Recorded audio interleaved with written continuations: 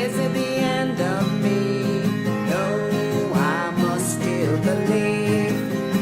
So I'm still alive, you see. Heck yeah, now I'm on my way.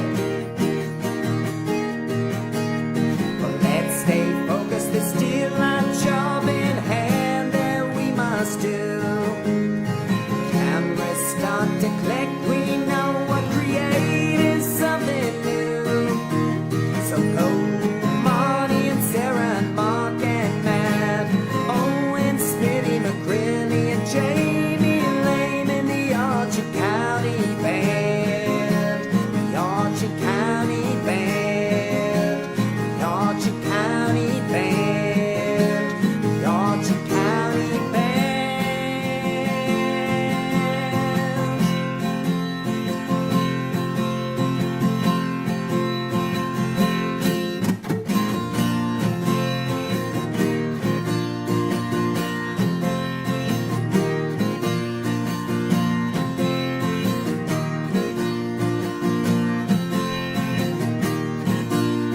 Stop the clock, we're done, we're rolling.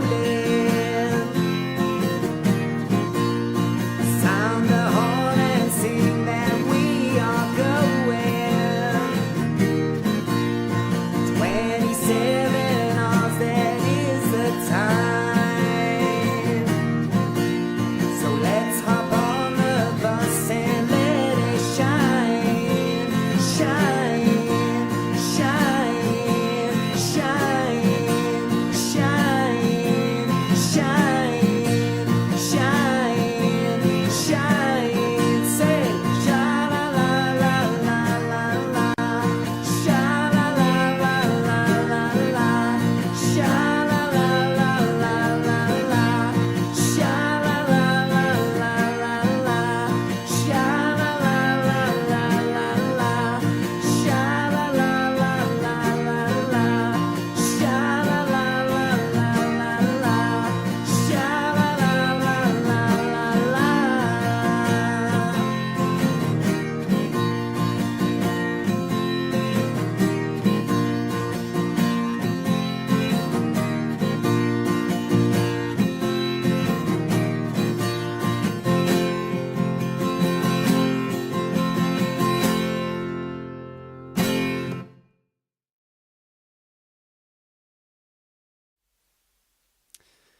Good evening, folks.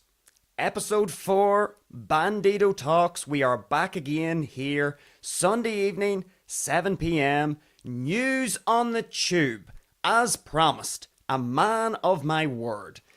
I do have to say, just before we get into the main content of tonight's show, I said yesterday that whenever the live stream was in the process of being shot, okay, so in the process of streaming, I wasn't really sure how exactly everything was being captured. I didn't know if the video was doing what it should have been doing, the audio, if it was doing what it should have been doing across the whole stream. Now, thanks to one of my trusty companions, of course, in the chat, and I would encourage anybody who's joining the stream tonight to get active in the chat. I don't know how many people are going to actually be joining us live. Maybe some people, maybe nobody. As I said yesterday, we could have 0 people on our live stream. But that's fine. I'm good at talking into the camera. I can make the camera my friend. I can pretend the camera is at least going to provide me with one person tonight, or one entity, one thing. So anyway, I checked all of the footage from yesterday's live stream, and I was actually very happy with the show. I think at the beginning, because I was trying to suss things out, and I now know that there is a little bit of a delay in the YouTube studio, so that I now know I'm not looking at the YouTube studio, I'm looking at what I should be looking at, so that I can see myself moving and speaking in real time. So all in all, I was pretty happy with the live stream last night. I actually think we got through some pretty decent stuff, all in all, and I only had to trim a little bit of the faffing around at the beginning of the live stream, and trim it up a little bit for the video then to be posted later on to the main YouTube page, Bandido Talks. Okay, so, good show last night. we're going to get stuck into something similar again here. Now, for anybody who might have attended the stream last night, and if anybody had any aspirations of going over to Rumble, to check me out on Rumble, to check Bandido Talks out on Rumble, well, you probably would have been disappointed because I tried to do the live stream over on Rumble. To be fair, the actual setup of a live stream on Rumble is pretty straightforward. It's very straightforward. However, there were a lot of gremlins in that particular stream. So, as I had said to you folks, across the week, or episodes 1 to 3, I had said, especially last night, and I think on episode 2, that I want to do a live show on Rumble after this live show here on YouTube, called Ramble on Rumble. And I do still want to do that. However, having went through with the live stream, or attempting to do the live stream yesterday evening, straight after the show here on Rumble, there were some gremlins, and I've learned some things about Rumble and how it actually differs from YouTube. So YouTube is a little bit more favourable for us here in Europe. Okay, it's a little bit more of a stable platform compared to Rumble. Rumble, I need to make a few adjustments in my streaming software in order for it to actually accommodate me here. And I think the main problem I had in Rumble was essentially the video and the audio was not syncing. It was really, really choppy. So I had to just cut the stream, learn a few lessons from that, and I don't know, I might try and go live after this show here on YouTube, on Rumble again, give it one more go with a few adjustments in the settings that I've made. It may work, it may not work, I don't know. I'm going to give it a go. I don't have very high expectations for it working because I think I'm going to have to work on those settings for Rumble a little bit more into the future. But we will get Rumble sorted. We will be able to do these 2 streams on a Saturday, a Sunday, maybe even a Friday too. I've got some ideas for how the show is even going to change a little bit more going forward. Every time I do one of these shows, I get new information. I really like doing live shows. I think when I'm comparing between pre-recorded shows and live shows are far, far better. And I was really happy with the YouTube quality yesterday, the quality of the broadcast. There was no choppiness, no nothing. So I think that has really given me the green light to actually do as many live streams as possible. So I think I'll be doing far, far more live streaming. The only time I probably won't do live streaming for an episode is when I have a guest, because it's just handier. When I have a guest on, I don't want to have to say to the guest, oh, we have to do the podcast episode at a specific time. I want to be able to fully accommodate the guests. So I will perhaps on Tuesday, I'll go live, I think, on Tuesday. So next Tuesday, I think I'll go live again at 7 p.m. and I'll spend a wee bit of time just at the start of that show just talking about some of those changes. I'll not spend too long, but just a little bit of time talking about some of those changes that are going to come in. But tonight, that's enough rambling from me at the start of this show. We know what we're here for. 7 p.m, Saturday and Sunday here on YouTube Live. We are here for News on the Tube. Now, we got through 3 stories last night, and we're going to go through as many as we can here. So I think I'm going to let it run up until, I think I'll let the time run up until maybe 8 p.m. So I think we'll come on the stream at 7 p.m. and we'll go for the full hour by the time the little intro music comes in and I get everything set up. So we'll pretty much go the live stream here on YouTube for News on the Tube. We'll go from 7 p.m. to 8 p.m. We'll wrap things up just before 8. Call it quits, probably in under an hour or just on the nose. Essentially an hour on the nose. So that's all of that.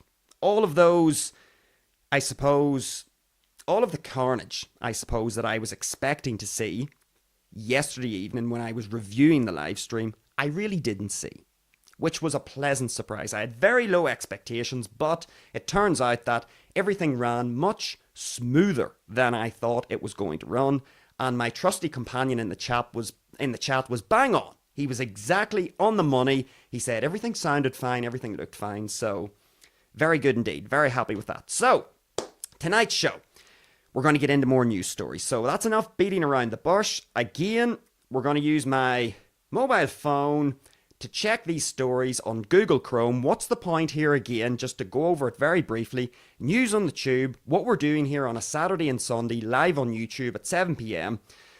we're essentially taking bog standard news articles. News media essentially that is active in the moment, recent news articles, and we're trying to see what it is that we can actually learn from these standard news articles, because there are lessons within them, and whenever we get discussing them, hopefully we can pull apart some of the articles and try to extract things that can be of benefit to us. That's what we're trying to do here on News on the Tube. Take standard media and sort of shift our perspective a little bit and see what we can actually get out of these news articles, instead of just falling, I suppose you could say, falling for the initial emotional response of the headline, which can often happen. We see headlines, we get a certain visceral response to the news article or the media item, and then sometimes we lose the lesson. But not on Bandido Talks. Not for News on the Tube. We are not going to lose the lessons. So, let's get stuck straight into this. We are on just coming up to 7:15, so we'll get a good, we'll get a good 45 minutes here, okay? So, I'm going to go on to my Google Chrome. Again, I really don't know what stories are going to come up here. You could see the diversity of stories that we had yesterday evening, from polar bears to tragic deaths to wars in Ukraine and Russia. We had a whole diversity of stories. So let's see what Google Chrome is going to throw up tonight. So, first story we have. Okay, we have the following. So this looks like it's music related. I'm going to read out just the title, and I'm going to read out a little bit of what the article's actually saying. We're not going to go down through all of the article, just a little bit so that we get a gauge, a flavour for what it is it's saying. So this one's from the Financial Times, and it's actually a music article. It says, "What I learnt from Irish folk singing lessons. Fame means nothing. Sing for the room you are in. Slow down and listen. Patrick Frean's lyrical lessons for life." Let's just read the first paragraph here. "A few years ago, our mass singing legend Michael Quinn was at the Inishowen Singing Weekend in Donegal. Brian McGlynn from the band Ye Vagabonds and Ian Lynch from Lancome were sitting on either side of him. They had been singing for days, and it was early in the morning. Quinn heard someone sing an old song his father used to sing. He hadn't heard it in years. Quote, a few bars in, I realised that it was me. I was singing it." Okay, so we've got this idea. So the story, the article's basically about what I learned from Irish folk singing lessons. So music. And the article's essentially this guy giving us a breakdown, what he's learned from Irish folk singing lessons. So this is a pretty, I would say there's not maybe too much to this article. What could I say about this? So for any of you who are watching live, you'll be able to see I have a guitar beside me. So I do play music. And I've been playing music for the last 3.5 years. I started late. I was a latecomer, okay? 27, let's call it 27 years of age. That's when I started really getting into music. I can remember it very clearly. 2022, it was the start of 2022. That's really when I started to get into it. I had sort of tried in the year 2021. I dabbled with the idea of, getting a guitar. I'd borrowed a guitar from someone, and I was thinking about maybe getting my own acoustic guitar and maybe trying to write some songs, and I hadn't even thought of covers, to be quite honest with you. I was just interested in the idea of learning a musical instrument. So I'm a latecomer, I would say, 27 years of age. I was not playing music when I was pre-teens, during my teenage years, not even in my early 20s. Now this article is saying what this individual has learned from Irish folk singing sessions, in this case. Maybe I said lessons. I can't even remember, but Irish folk singing sessions. And this chap is probably fairly experienced, I would say. So, singing sessions. Let's talk a little bit about singing, actually. Because there's one thing playing an instrument. I think most people don't mind the idea and I'm saying most people, maybe I'm generalizing, but I think in general, most people would actually distinguish in their own minds between playing an inanimate object. So whether that is a guitar, the drums, I don't know, whatever instrument you want to pick, bass guitar, violin, cello, you name it. I think a lot of people would distinguish between playing a physical instrument and singing. So this article is all about singing, what this person has learned from folk singing sessions. And I think, where is the lesson perhaps in this article? Well, let's see if we can make something of this. So when I say most people usually separate playing an instrument and singing, even though you could easily make the case that singing is simply playing an instrument also. It's just using live tissue. So instead of using an inanimate object, such as a guitar that I have beside me here, you're using tissue. But essentially, it's the same thing. Singing is just, you're playing an instrument. It's just, in this case, it's your live, it's your own tissue, it's your own voice. But I think people, in general, they do tend to separate the two. There's playing an instrument and then there's singing. Now, I'm going to throw something out here. I have a theory as to why people separate the two. And I think the reason why people separate the two is because you'll remember in episode 2, Ready to Change. You can find that on the YouTube channel Bandido Talks. We talked in that episode about status, and in particular status loss, and how big of a deal status loss can be for a human in this case. Because when you lose status, what is that the equivalent of? It's the equivalent of feeling embarrassed. When you lose status, you essentially feel embarrassed. And what is embarrassment? Embarrassment is psychological pain. We talked on Tuesday's episode about how physical pain, you can have physical pain. I used the example of whacking you over the head with this guitar. You'd feel physical pain. Well, in your mind, the equivalent of physical pain for your mind is status loss, embarrassment. Okay? So when you lose status, you are generally embarrassed. Now, I think why people separate playing instruments with singing is because in the human mind, there is more status to be lost. Singing, in other words, there's more embarrassment to be had singing incorrectly than playing an instrument incorrectly. And I think we can intuitively kind of feel this, okay? We can kind of feel, if somebody says, let's say you're an average guitar player, okay? And somebody says, play us a few chords. You'll probably pick the guitar up and you'll do, G to D to A, you'll play a few chords, and you might even play them that well, but people might go, oh, right, you can play a few chords, they're good on you. Well done. You've learned a few chords on the guitar. In fact, you'll probably get praised for it. You'll probably get praised, even if you don't play that well or strum rhythmically very precisely, you'll probably get praised. Think of the opposite, though, of this, or on the other side of this. If somebody says, sing us a song, we can already feel immediately there's a difference between play me your instrument and sing me a song. People get clammy. You can feel you're already getting sweaty. It's like, oh gosh, you want me to sing a song? Well, I don't have much of a voice, I couldn't. No. Maybe later on in the evening, when I've had a few drinks or whatever, people immediately can feel uncomfortable when they're asked to sing. And I actually remember seeing this, I think it was on the Jonathan Ross show, many years ago. Tom Cruise, the famous Hollywood actor. Now, Tom Cruise, if you've ever followed much of his career, he does all of his own stunts. He does mad things.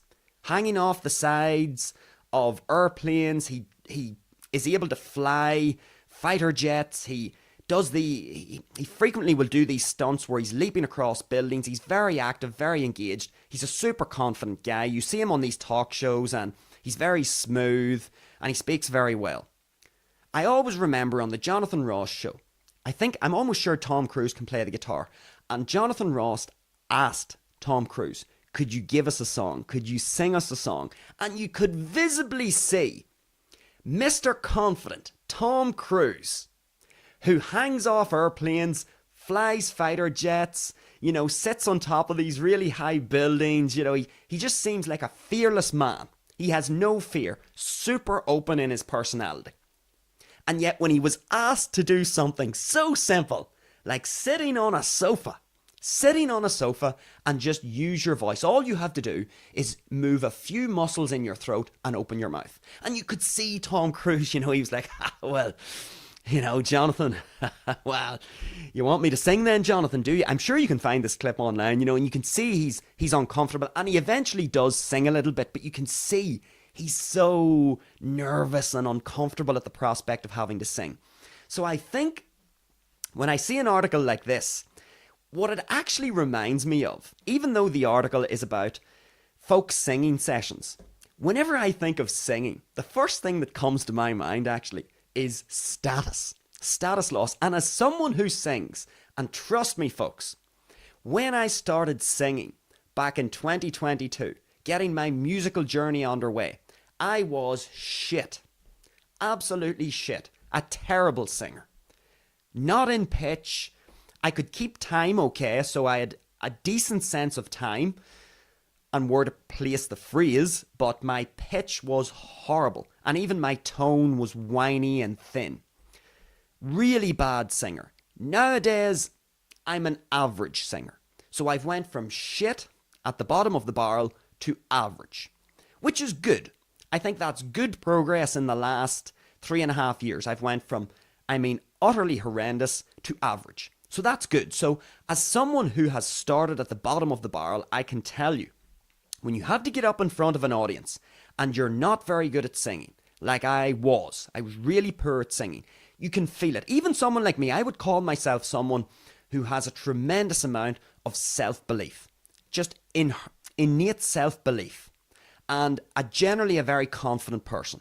But even I can feel, especially early on with music and singing, you can feel that sort of, there feels like there's a difference between singing and playing the instrument. And I think the reason why, if I had to figure out why I think people, myself included, sort of distinguish the art of playing an instrument to singing, is because I think there's a good biological, evolutionary reason as to why people feel a little more touchy about revealing their vocal abilities than perhaps hopping on a drum kit or picking up a guitar. And I think it's because back in our ancestral past, the main form of, quote, music would have been singing. Just look at animals, look at whales, they sing. You don't see the whale taking out its guitar. It's in the ocean, okay? It doesn't play the guitar. You don't see the birds going for their homemade drum kit or going to find a trombone. No, they use their voices. So I think for animals in general, birds and whales, and I would argue humans, the most primitive form of music. Now, some people might say, back in our ancestral past, we would have played maybe a form of the drums, people maybe were beating on rocks or something like that. Fair enough, okay. But the predominant display for the human when it comes to music would have been singing. Who can sing the best? So there's a very sort of ancestral reason why, if we are a little lacking in confidence with our voices, we don't really want to reveal to everybody what our vocal abilities are, because if we're not very good at singing, like I was, it is embarrassing when you get up to sing. And it has been embarrassing for me for years. 2022, 2023, 2024, it's only really been this year that I've kind of got a grip on my voice, really, where I can kind of sing in pitch. For example, that little intro song that you hear, that's sort of 3.5 years of me working on the voice to try and sing better in pitch. And it sounds average now. It's average singing, which is a compliment. So anybody thinking that's false modesty, it's not false modesty. It's a compliment, because as I said, it's a compliment to myself, because I was shit. Now I'm average, okay? But the point here is, there's an ancestral reason, I believe, why people feel a lot more precious about the voice. And when people are asked to sing, people like Tom Cruise, and even myself, whenever I'm starting out a number of years ago in the music arena, when you don't sing very well, you can see the reaction, immediate reaction from people in the audience. It's that sort of feeling of, oh, he is really not very good. He really isn't very good, but we're going to show him some support here. We're going to clap him at the end of the song and sort of chivvy him over the line because he really is shit. That's what they're thinking, but of course people are very pleasant and they'll do their best to maybe put you at ease in general. But anyway, that is what I think when I see this article. Now, what's the lesson in this? Well, I actually think there's a very important lesson here, now that I'm actually weaving through my own thinking. So, the article's about singing and what this person has learned from folk singing sessions. Well, it goes back to our Tuesday episode. Singing, like anything, when you start out trying to improve any skill, singing in this case, okay? The reality is, when you're starting out, you aren't going to be very good. No matter what it is. We all, no matter how accomplished the person it is that you're watching on YouTube or on television, at whatever it is they're doing, basketball, singing, acting, whatever it is, they all had to start at some point in which they had 0 hours of practice. Okay? And I suppose the lesson would be, if you really want to do something, say like this gentleman, he's reflecting. At some stage, this gentleman wouldn't have been perhaps an accomplished musician, an accomplished singer. And he's basically taking us through his experience with these singing sessions. So this gentleman, would have had to have passed through many moments that we would call embarrassing, that he would perhaps call embarrassing. He would maybe look back, if there was video footage and audio quality, a good audio quality sort of file of him singing from many years ago, he would maybe listen to those early recordings and maybe wince a little bit and think, oh gosh, I had a lot to learn. But this is the thing, this is the lesson. The lesson is, this gentleman's reflecting on his journey, essentially through singing, and singing in a particular genre, folk singing. And what we must remember, folks, is when we start something, we aren't going to be particularly good at it. Like me, you might be shit at it, okay? And what you have to understand is that you must fall in love with the process of what it is that you're doing. Because if you're looking for a quick outcome, it is not going to happen. Because to build these skills, in order to become accomplished at something, you need to spend a lot of time, investing a lot of time in the process of improving the skills. And where you were 2 years ago is going to be comparatively less accomplished if you've continued to practice and improve compared to 2 years later. So, what do we want to take from this? Status loss, folks, can be a massive deterrent, okay? And it's kind of part and parcel. It's almost, I would say, inevitable when you're trying to improve something. You can try to protect yourself from, enormous status loss. You can try to minimize it in some way. And I don't think you should go out there and make an idiot of yourself with anything and just incur a whole bunch of status loss and kind of be a clown. I don't think that's a good idea. But I think for us to be realistic, we have to be realistic and understand that when we're starting something out, it's normal and natural that we're not going to be particularly good. And there will be people judging us, okay, in all of these fields. And although it can feel uncomfortable, the idea that people are judging you, it is a reality. People are assessing your capabilities. If it's singing, for example, if I'm out singing, okay, it's a display, I'm out entertaining, people of course are going to judge me. If I'm in the workplace and I'm, say for me, for example, to personalise it again, I'm a language assistant in Spain.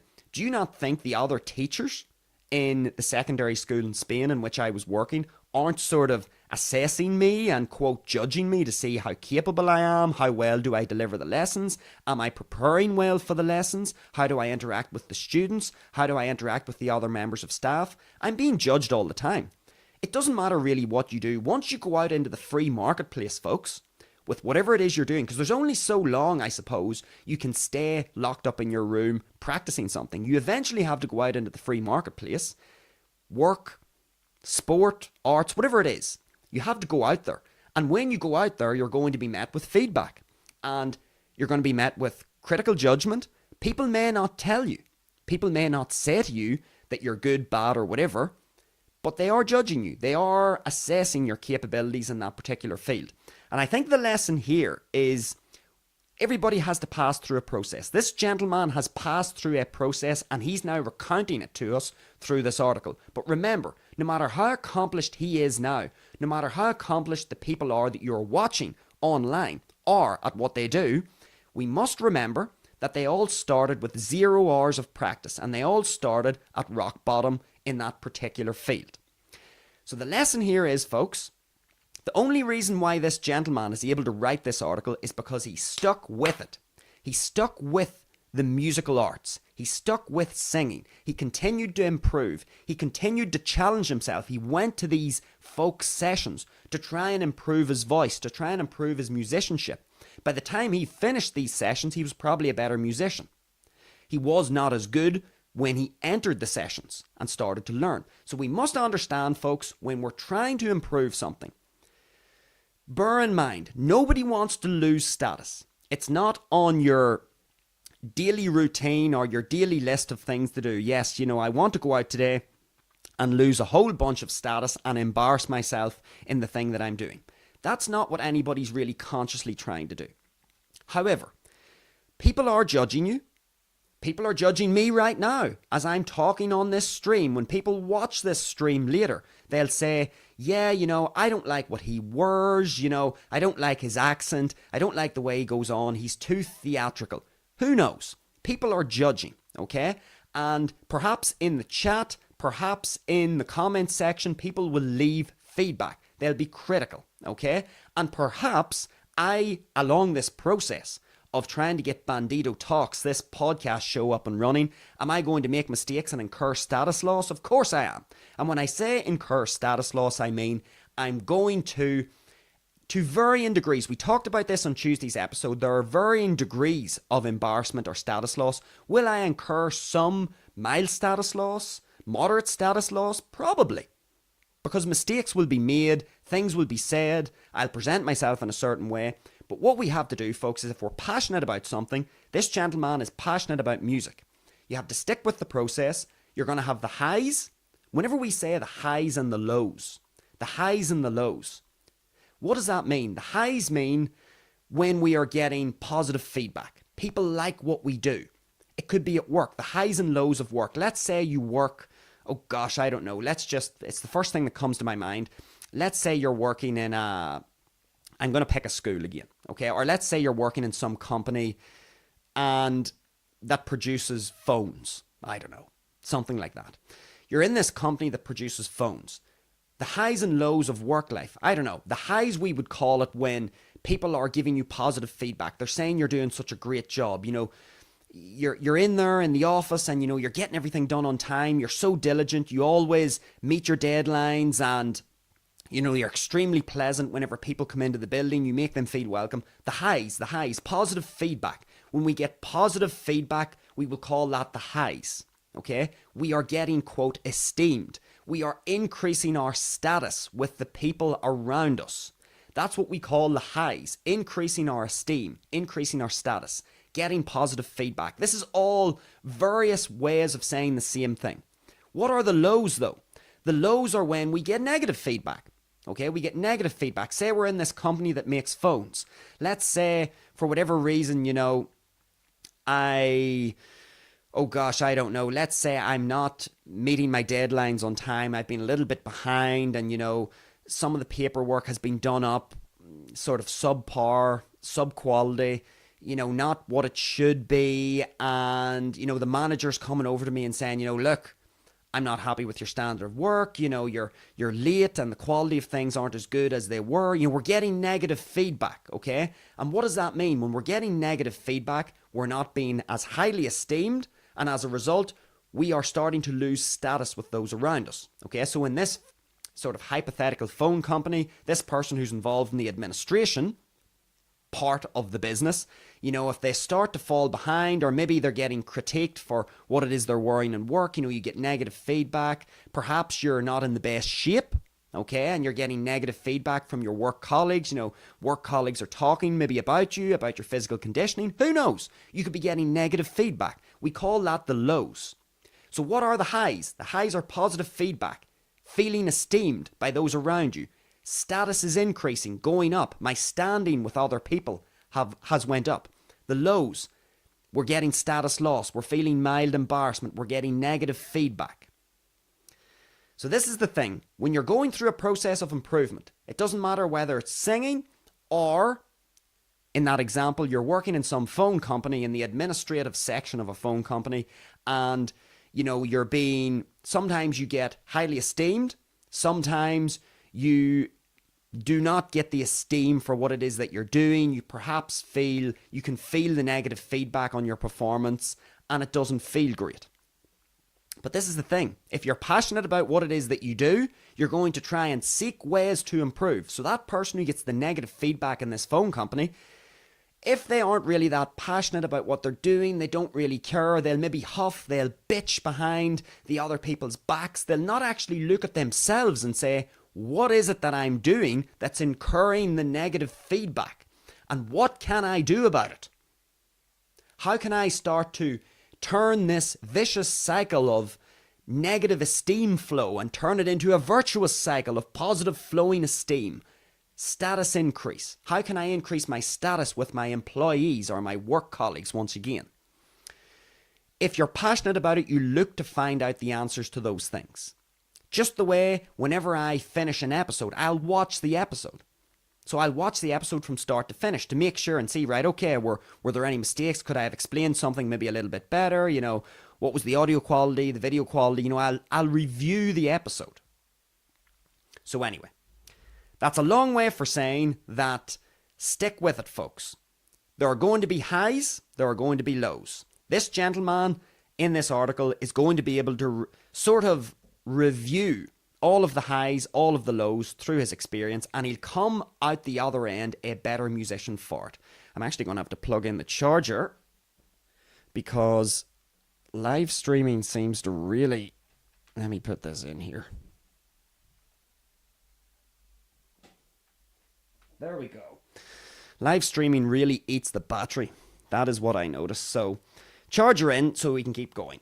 Okay, so that was a lot of time spent on that one. It's funny, whenever you open a news article, and I initially saw this article and I thought, gosh, there's not really going to be much to say, or I'll not have much to say on this particular article, but it turns out when you get into it and you get the system up and going, there are lessons in there. I don't know how much of all that makes sense. Put it in the chat, put it in the comments, let me know if you agree, disagree, have I missed points that I maybe should have included, am I rambling, who knows. Let's move on to the next story. Okay. So that's Irish folk singing sessions. Next story we have is as follows. Okay. So this one's from the BBC. And it was updated 5 hours ago. So the title of the article is as follows. Government vows to create 400,000 jobs in energy sector. Let's read the first few paragraphs to get a feel for this. The government has announced plans to train and recruit more workers for the UK's clean energy sector, promising to create 400,000 extra jobs by 2030. 2030. Plumbers, electricians and welders are among 31 priority occupations that are, quote, particularly in demand, with employment in renewable, wind, solar and nuclear expected to double to 860,000 in 5 years, ministers have said. Okay. And then there's a picture of Ed Miliband. It says, Ed Miliband says 400,000 jobs is, quote, not a target, it is what we need. Okay, so government vows to create 400,000 jobs in the energy sector. What is there to take out of this? Well, what would I say? So the government is telling us here, So look at what the headline's saying. The government vows to create 400,000 jobs in the energy sector. Well, this is how I look at this, okay? I am going to be the master of my own destiny. I will be the captain of my own ship. That's a famous quote from a movie. I'm calling it a famous quote because I like the movie and I like the franchise. I am the master of my own destiny. I am the captain of my own ship. That is the first thing that comes to my mind when I read that article. The government is, quote, vowing to tell me that it's going to create 400,000 new jobs. Will this happen? I don't know. I don't know. All I know is at the time of the article, it hasn't happened. Because the article says the government is vowing to create 400,000 new jobs. So right now, on October the 19th, what we do know is these jobs do not exist. But they are telling us that they will exist. And for specific people. So what is it saying? It's to recruit more workers for the UK's clean energy sector. So plumbers, electricians and welders are among the 31 priority occupations that are, quote, particularly in demand. Okay, so I am the master of my own destiny, the captain of my own ship. The lesson here, folks, this one's going to be quick. The lesson here is do not wait for other people or institutions to hand you on a plate what it is that you're looking. That is really the long and short of this. The government vowing to create 400,000 new jobs. This is something that is going to happen in the future. What we can say for certain is that those jobs do not exist right now. And if I were someone in those particular fields that they are targeting, that they're, quote, really, what is the wording, particularly in demand? Well, put it like this. If I had the skills of a plumber, an electrician, or a welder, okay? Now, it turns out I do not have any of those skills. But let's say I did. If I was highly skilled as a plumber, an electrician, or a welder, and I read this article, what I would not be doing is thinking, oh, great, 400,000 new jobs, there's going to be more work in the future. I can just, I can relax. My back is covered. They've got my back. It's fine. There's going to be work coming. That is exactly what I would not be thinking. What I would be thinking is the following. I have a phenomenal skill set. If I'm an electrician, a plumber, or a welder, I have a skill set that people really want, really value, and will pay well. And why will it pay well? Because people really want it and people really value it. Okay?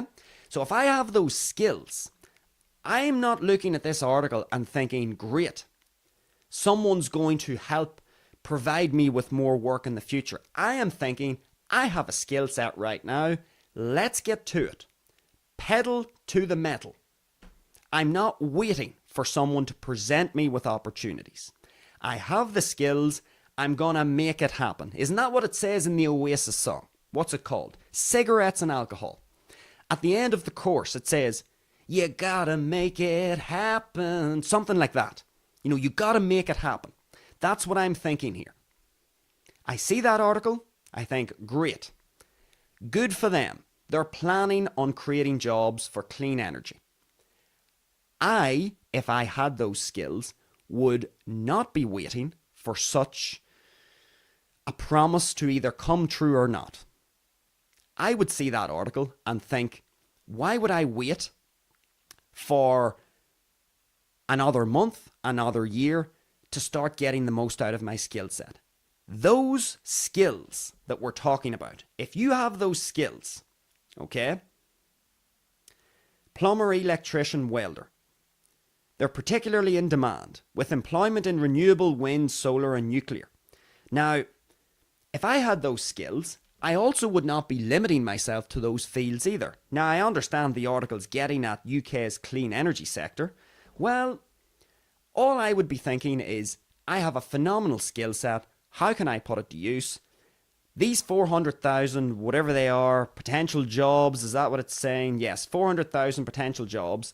They're not here yet. It's a promise that may or may not come true.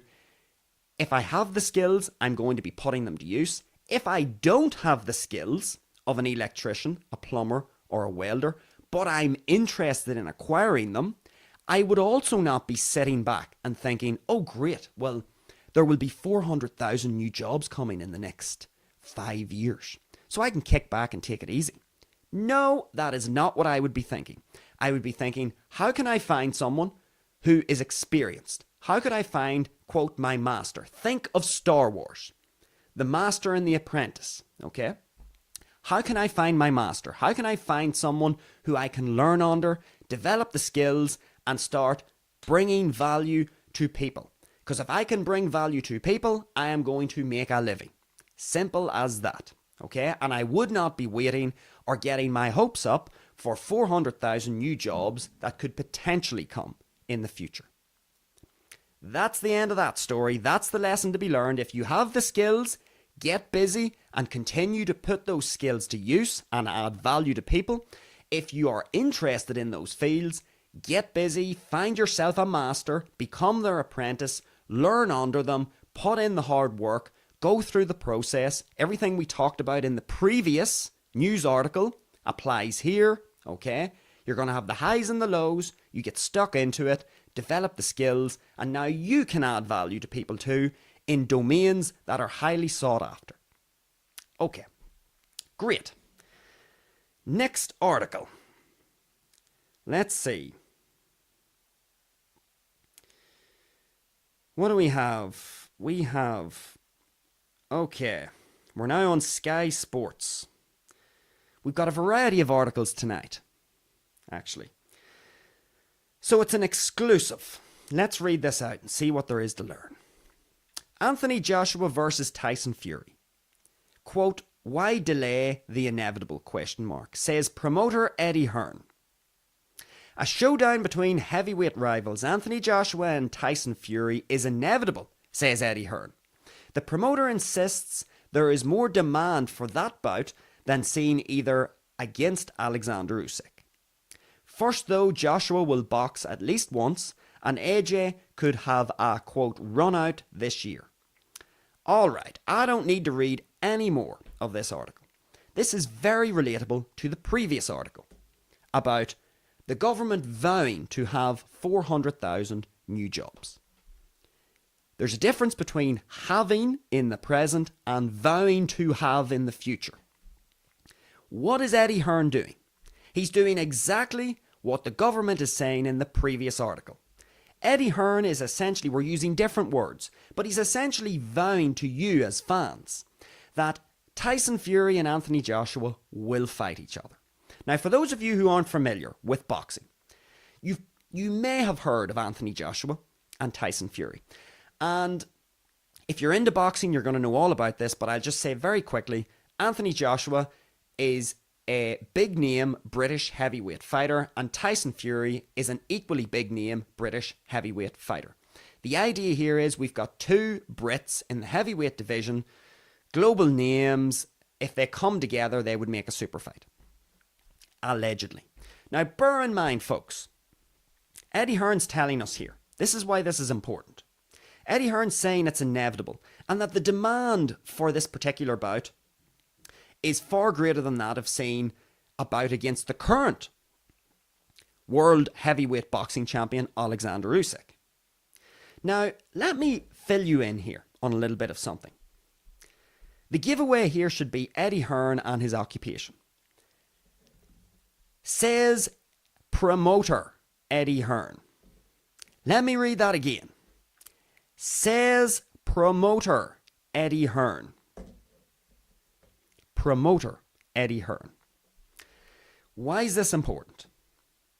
Anthony Joshua and Tyson Fury have both had their arses kicked by Alexander Usyk. Not once, but twice. The current heavyweight world champion, Alexander Usyk from Ukraine, has kicked Anthony Joshua and Tyson Fury's rear ends not once, but twice in the ring. He's beaten them both twice. So there's no question that Alexander Usyk, in this era of heavyweights, is the best heavyweight boxer. Because Tyson Fury and Anthony Joshua have been beaten so comprehensively by Alexander Usyk, as you can imagine, they are both no longer undefeated. They have both defeats twice. They've been defeated twice by this one person. So as you can imagine, the demand for this fight is not quite, no matter what Eddie Hearn will say, the demand for that fight is not as great as it was 6 years ago, 7 years ago, 8 years ago, when both men were undefeated in their primes, and arguably, we could say the appetite for that fight was at fever pitch in that particular year, 2018, 2019, 2020. So back in 2019, 2020, the very same person, Eddie Hearn, was telling us that, quote, it's inevitable. Tyson Fury and Anthony Joshua are going to fight. This is 5 or 6 years ago. It never happened. And now he's telling us again that it's inevitable.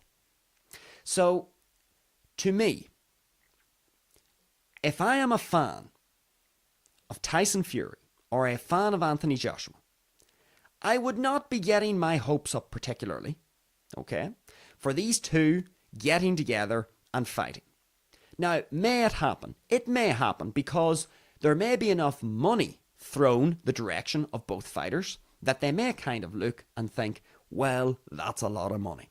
I'm going to go for that. Thank you very much. I don't really care if I'm maybe past my best. I don't really care if the time when this fight should have happened, I don't really care if it didn't happen when it should have happened.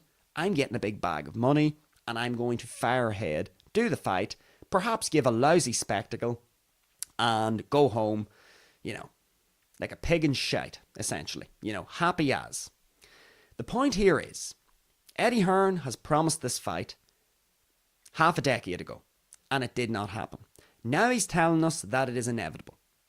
Eddie Hearn is a promoter. It is his job to, and I'm not taking a pot shot at Eddie Hearn, I'm just saying that it is his job, okay, to promote and create a buzz around his fighter and the fight in which his fighter is going to be participating. So it makes sense that he is going to use words like inevitable. He's going to use phrases such as it's the biggest bout in, what does he say? It's the biggest. He says that it is more in demand, there's more in demand for that bout than seeing either fight against Alexander Usyk. Well, I would actually agree with that, to be fair. And the reason why I would agree with that is because Alexander Usyk has already beaten both of them twice. So obviously, the demand for seeing Alexander Usyk beat either Anthony Joshua or Tyson Fury for a third time, yeah, you would be correct. They've both been beaten comprehensively twice. Naturally enough, people aren't that interested in seeing a third fight between Usyk and Joshua or Usyk and Fury. So Eddie Hearn's saying it's inevitable. Well, I'll believe it when I see it. I will believe it when I see it. I am not holding my breath. Tyson Fury's mind changes like the wind.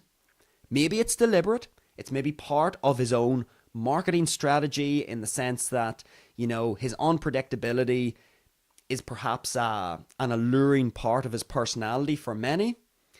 Anthony Joshua, look, I'm not taking a pot shot at any of them. However, for those who were fans of that particular bout, when both men would have been at their prime, it didn't happen. For whatever reason, Tyson Fury and Anthony Joshua couldn't get it together. Whenever they were both in their primes, pretty much undefeated, there was an enormous appetite for that fight, and it couldn't be made. So whenever I hear that it's inevitable, I take that with a ginormous pinch of salt. Ginormous, enormous, ginormous. Is ginormous a word? I'm going to go with it. A ginormous pinch of salt. Because Eddie Hearn is a promoter, he's supposed to create a buzz around fights that his fighters are involved in. But again, it's a promise. Just like our previous article. What do we learn here? We must think about who is delivering the message. The person who is delivering this quote, message of the fight's inevitable. People have a greater appetite for this fight than the one against Alexander Usyk. Who's delivering the message? Think, it's Anthony Joshua's promoter, Eddie Hearn. Promoter. He is there to create a buzz around Anthony Joshua's fights. Even though Eddie Hearn knows Joshua got knocked out by Daniel Dubois, I can't remember how long it was, maybe 8 or 9 months ago, I can't exactly remember. So Anthony Joshua has multiple defeats on his record now, and to be quite honest with you, the biggest fight left for Anthony Joshua is Tyson Fury. Even though that fight is now greatly diminished, in my opinion, from where it was 5 or 6 years ago, even though it's greatly diminished in terms of the appetite, I'm really not interested in seeing it at all. Personally for me. If Anthony Joshua and Tyson Fury decide that they are going to fight next month, I'm really not interested. I really am not. Because they missed the moment. The timing is now off. Alexander Usyk has proved himself to be the best heavyweight champion, or the best heavyweight in the world. He is the champion of the heavyweight division. He's beaten Anthony Joshua twice, Tyson Fury twice, Daniel Dubois twice. All of the big heavyweight contenders, he has beaten them all, and I would actually argue comfortably. So I think Usyk has taken the air out of the division. All of these fights that would have been great at a certain time are now sort of like, I suppose you could say, they're like a wet sock. Who likes to put on a wet sock? When you go to put your socks on, you want them to be dry and crispy and, to be clean and not smelly. Who wants to put on a smelly wet sock? I mean, could you put on a smelly wet sock and get on with the rest of your day? Of course you could. But really, you want the sock to be in its, quote, prime. There's a time to wear your socks, and it's when they're dry, clean, and ready to go. Not when they're wet, soggy, and smelly. I'm afraid the Anthony Joshua Tyson Fury fight is like a wet, smelly sock to me. I could wear it. In other words, I could watch it. I could watch the fight. I could tune into it on radio, but it would be like putting on wet, smelly socks. I would rather just get a nice dry pair of socks or go out my feet. Whatever. Anyway, so, related to our previous article, I will believe it when I see it. When I see a headline like this, the first thing that I think, and this really is the lesson, and then we're going to wrap it up here. This is really the lesson. When I see this headline, that it's, quote, inevitable that Anthony Joshua and Tyson Fury are going to fight. What am I looking for? I'm looking to see who has made that quote. And as soon as I see who has made that quote, Eddie Hearn, Anthony Joshua's promoter, we can start to read between the lines. We're not going to get too excited. We're not going to start, perhaps we could argue, dedicating a whole bunch of our mental energy and time to thinking, oh, Anthony Joshua and Tyson Fury are going to fight. Oh, Eddie Hearn says it's inevitable. Well, it was supposed to happen 5 or 6 years ago, and it did not happen. So I ain't holding my breath. Just like the 400,000 new jobs that the government is vowing are going to come for electricians and welders and plumbers. I'm just going to get on with my existence, and we'll wait and see. Okay, so we have been going for just over an hour. We've got through 3 stories again. So, same as last night. 3 stories.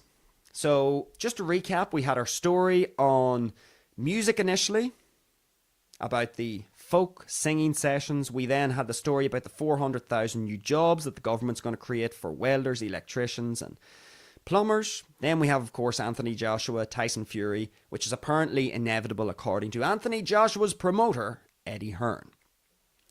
I hope you got some value out of the show, folks. As you can see, we're trying to just take novel takes on these stories, essentially. Novel takes, see what we can learn. Are there any lessons in these stories? I hope you got some value from our episode tonight. Episode 4, News on the Tube. We started at 7 p.m. We're going to wrap it up here now. We're just after 8 p.m. I hope everything has streamed okay. I hope the audios came through good. I hope the videos came through okay. And all being well, I plan to go live on Tuesday night. So live on Tuesday night, we're going to go through a few bits and pieces. I'm in the process of getting some of our guests ready to come on to the show in the incoming weeks. They will be pre-recorded podcast episodes with a whole variety of guests. Join me on Tuesday night. I'm going to go live at 7 p.m. That's the plan. We're going to go into episode 5. I've got a few things lined up to chat about, but otherwise, feel free to come in Tuesday, 7 p.m. It won't be news on the tube. That's specifically for Saturdays and Sundays. So we'll not be going through news articles. It'll be a specific topic that we're going to go through on Tuesday, 7 p.m. We're going to go on live because I'm really enjoying the live shows. I think they're far more convenient actually than the pre-recorded ones. So we'll call it quits there. I hope to see you all Tuesday at 7 p.m. here on YouTube.